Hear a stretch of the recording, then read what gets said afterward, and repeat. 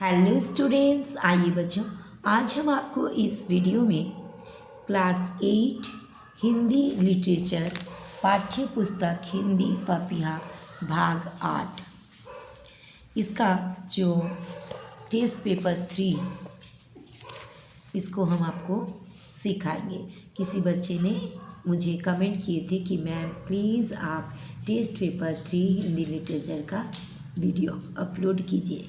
तो चलिए हम आपका डिमांड को रखते हैं और आपको इस टेस्ट पेपर 3 को सिखाते हैं। का नंबर, सही शब्दों के द्वारा रिक्त स्थान को भरिए। बच्चों यहाँ पर ये चैप्टर 1 से लेकर 12 तक चैप्टर यहाँ दिया गया है। ठीक है, ये टेस्ट पेपर आपके एग्ज़ाम के लिए बहुत ही ज़रूरी होता है। यहाँ से भी कुछ क्वेश्चन दिया जाता है। ठीक है, तो चलिए हम आपको सिखाते हैं। पहला है, मानव सेवा ही सच्ची डैश है सेवा। मानव सेवा ही सच्ची सेवा है। 2 नंबर, नगर भर में एक मुरली वाले के आने का डैश फैल गया समाचार।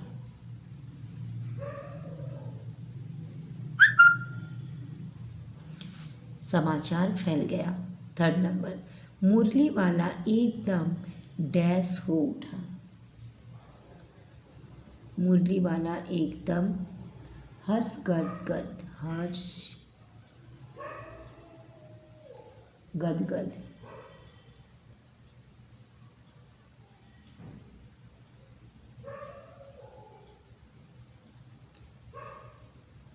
हर्ष गदगद हो उठा मतलब बहुत खुश हो गया। 4th नंबर में, हमारी पृथ्वी प्रारंभ में एक बड़ा डैश थी। प्रारंभ में एक आग का गोला।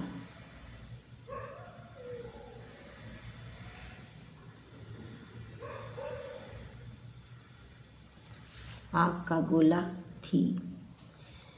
5 नंबर, अरबों वर्ष पहले मैं डैश और डैश की रासायनिक क्रिया के कारण उत्पन्न हुई हूँ। तो यहाँ क्या हो जाएगा? हाइड्रोजन। हाइड्रोजन मतलब हाइड्रोजन और ओजोन मतलब ऑक्सीजन।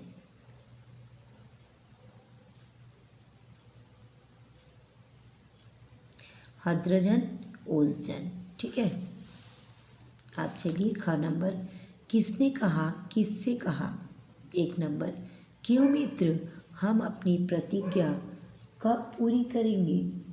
ये बात किसने किससे कहा था? एलिशा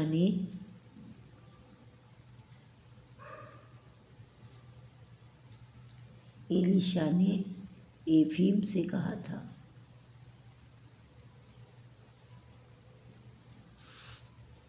नेक्स्ट देखिए,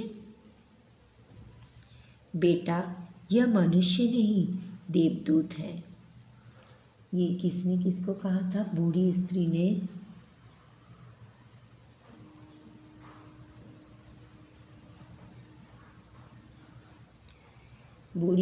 ने एफीम से कहा।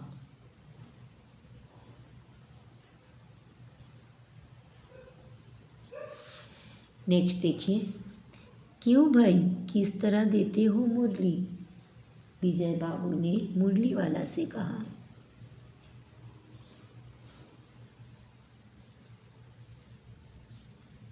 विजय बाबू ने मुरली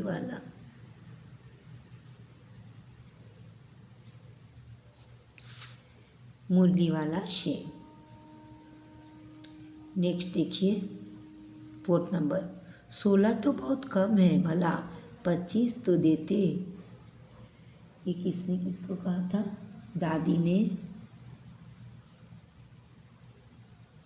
मुरली वाला से।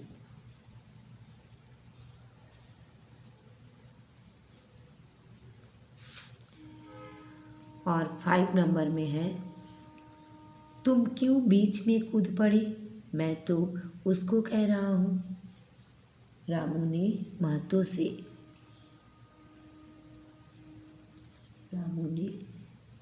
से।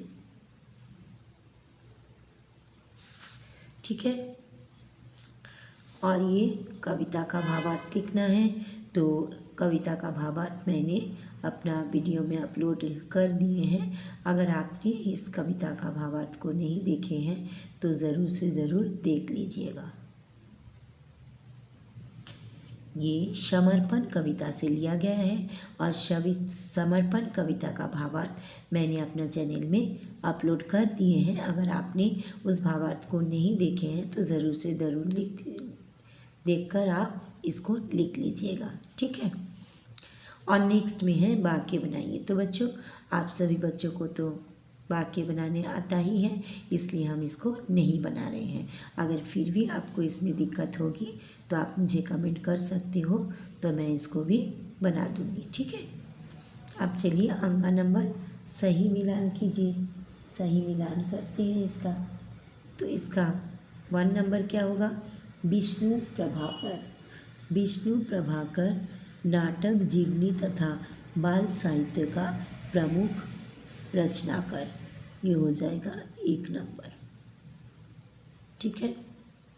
नेक्स्ट देखिए दिलीप सांधले। दिलीप सांधले वरिष्ठ साहित्यकार। दिलीप सांधले।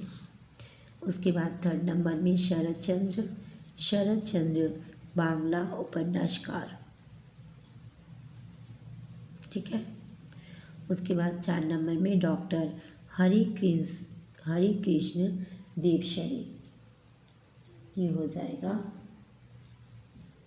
सभागार, 4 नंबर। और लास्ट त्रिवेणी कला संगम, पत्रकार एवं पाठ के साक्षात्कार।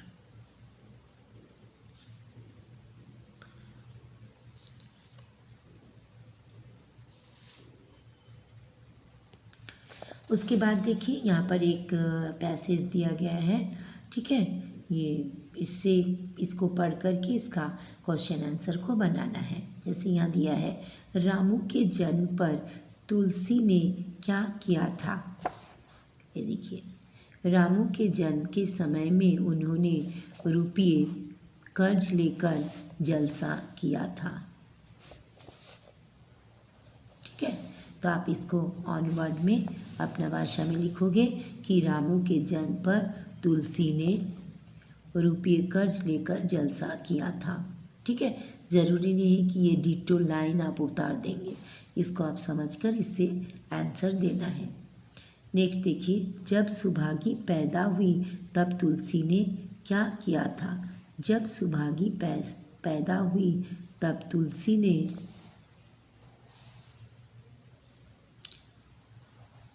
घर में रुपये रहते हुए भी उन्होंने एक कौड़ी खर्च ना की थी, ठीक है। ये हो गया 1 नंबर, ये हो गया 2 नंबर। और 3 नंबर है, तुलसी ने पुत्र और पुत्री को क्या समझा था? यहाँ पर देखो, तुलसी ने पुत्र को रत्न, 3 नंबर, पुत्र को रत्न समझा था और पुत्री को पूर्व जन्म के पापों का दंड। हो गया, ठीक है। उसके बाद देखिए, दिए गए मुहावरों के अर्थ लिखिए। दिल पसीज जाना। दिल पसीज जाना का मतलब होता है दया आना। दया आना। 2 नंबर में है आंखें फाड़कर देखना। आंखें फाड़कर देखना मतलब आश्चर्य से देखना।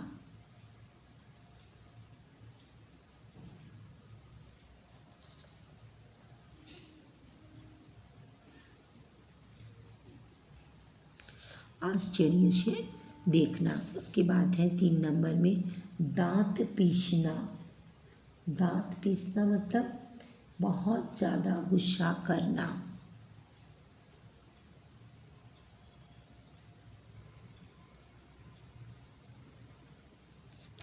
गुस्सा करना।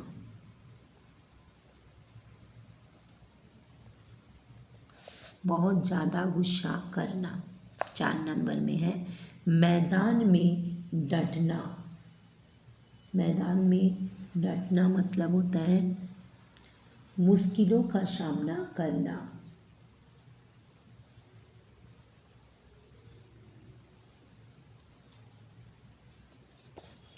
मुश्किलों का सामना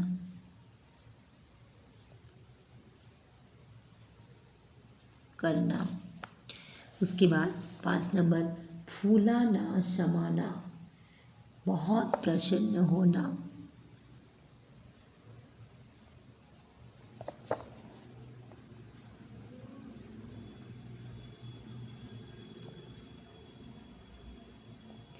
बहुत प्रसन्न होना। 6 नंबर में है जान में जान आना, चैन की सांस लेना।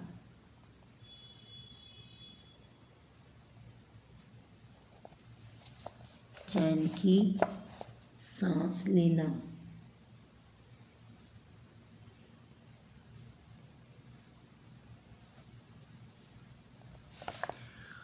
चैन की सांस लेना। ठीक है। अब नेक्स्ट क्वेश्चन देखिए, बहुत इम्पॉर्टेंट। वाक्य को पहचान कर प्रत्येक के सामने उसका प्रकार लिखिए।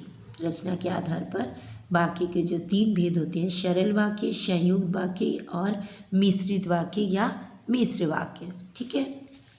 1 नंबर देखिए, एलिसा मधुमक्खियाँ पालता था।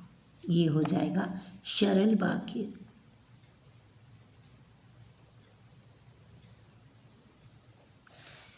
सरल वाक्य, क्योंकि इसमें केवल एक ही कर्ता और एक ही क्रिया है। ठीक है।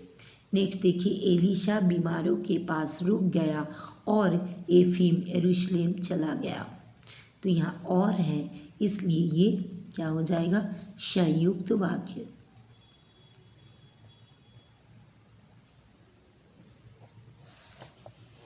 नेक्स्ट है, तीर्थ यात्रा से आत्मा पवित्र होती है। ये सरल वाक्य।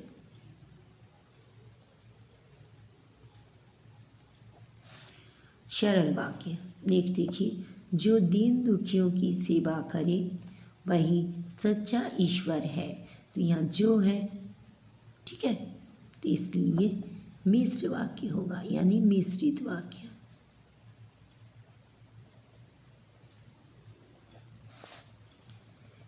नेक्स्ट है 5 नंबर में, एफीम यरूशलेम शीघ्र पहुंचना चाहता था, इसलिए वह गांव से चला गया। इसलिए में मिश्रित वाक्य।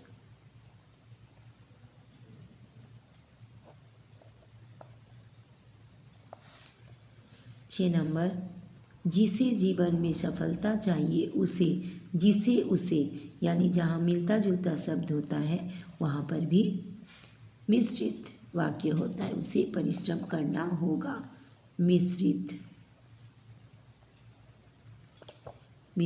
वाक्य हो गया।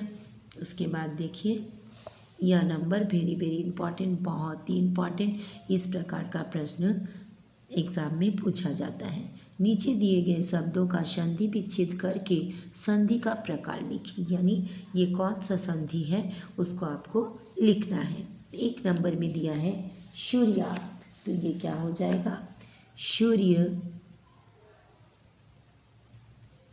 जोड़ अस्त। सूर्य जोड़ अस्त, सूर्यास्त। तो यहाँ पर अ और अ का मेल हुआ है तो आ हो गया है, आ हुआ है, तो इसलिए ये क्या हो जाएगा, दीर्घ स्वर संधि।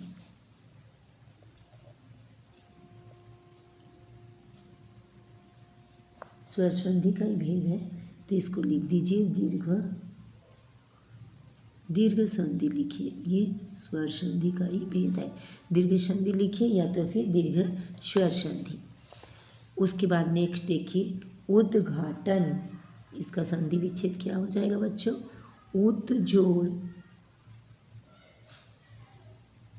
घाटन, उत जोड़ घाटन, ये हो जाएगा व्यंजक संधि।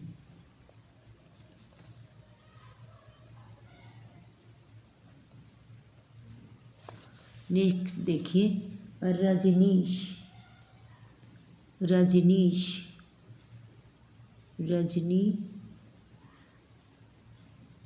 जोड़ ईश,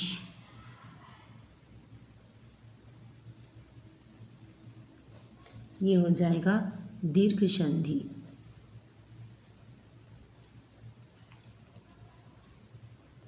अगर बच्चों ये संधि आपको समझ में नहीं आ रहा है तो मेरा चैनल में अपलोड कर दिए हैं संधि पहचानने का आसान ट्रिक। आप अगर उस वीडियो को देख लीजिएगा तो आपको संधि पूरा क्लियर हो जाएगा। नेक्स्ट है मनोबल, मनः जोड़ बल, मनोबल, ये हो जाएगा विसर्ग संधि। ये विसर्ग देख के आपको समझ में आ जाएगा कि ये विसर्ग संधि है। और नेक्स्ट है अनाचार, अन जोड़ आचार,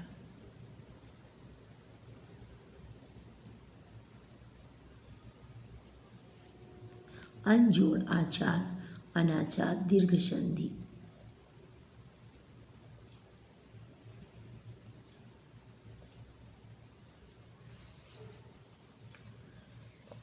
आपका नंबर देखिए, दिए गए वाक्यांशों में विशेषण शब्द को रेखांकित करना है और उसका प्रकार बताना है। विशेषण, ठीक है। तो बच्चों विशेषण के 4 भेद होते हैं, गुणवाचक विशेषण, परिणामवाचक विशेषण, संख्यावाचक विशेषण और संकेतवाचक विशेषण, ठीक है।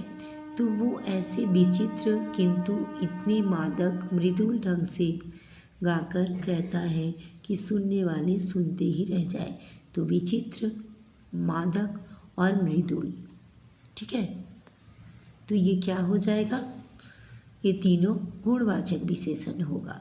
उसके बाद देखिए उनकी नन्ही नन्ही उंगलियों से पैसे ले लेता, नन्ही नन्ही, ये भी हो जाएगा गुणवाचक विशेषण। नेक्स्ट है दुबला पतला गोरा, बीकानेरी रंगीन रंगीन, बीकानेरी रंगीन, ये सारा हो जाएगा गुणवाचक विशेषण, ठीक है। और लास्ट देखिए 6 नंबर, बहुत ही इम्पॉर्टेंट है, ठीक है। दिए गए वाक्य में क्रिया विशेषण रेखांकित करके उनका प्रकार लिखिए, यानी कौन सा क्रिया विशेषण है। मेरे आगे से हटो, आगे स्थानवाचक,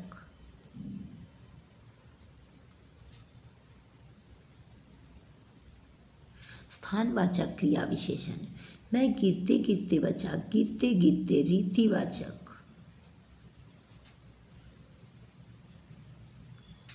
रीतिवाचक क्रिया विशेषण। इस बगीचे में कहीं कहीं घास उग गई है, कहीं कहीं स्थानवाचक,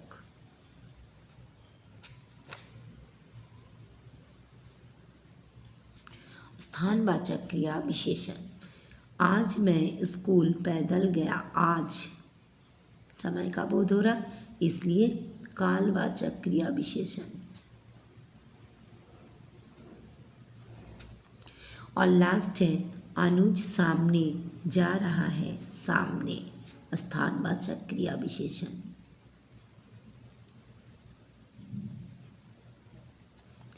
स्थानवाचक क्रिया विशेषण। तो बच्चों अगर आपको ये वीडियो अच्छा लगा लाइक कीजिएगा, अपने दोस्तों में भी शेयर कीजिएगा ताकि आपके दोस्त भी सीख सके।